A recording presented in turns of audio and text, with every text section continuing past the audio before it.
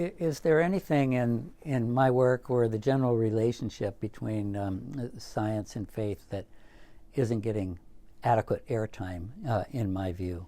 And there actually is. And here I want to speak to Christians in particular and the cultural perceptions of Christians. There's been well over a century of emphatic attention to the relation of evolutionary theory to traditional Christian faith. That gets a lot of airtime.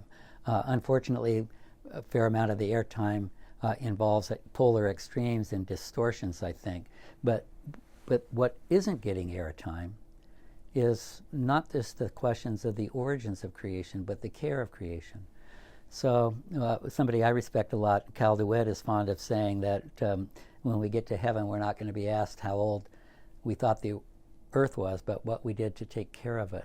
And I know that these questions are culturally extremely prominent, but I do think my fellow believers have been slow to engage them at the very deepest levels, not just of what we can do politically, socially, in terms of economic structures, but what we can do in terms of perhaps a unique Christian contribution to the faith tradition, which is where we draw our ultimate fulfillment from, and therefore which is commerce with one another and with God, and therefore how we can release our grip on the creation and consumption of the creation. I'd love to see Christians much more emphatically address these issues.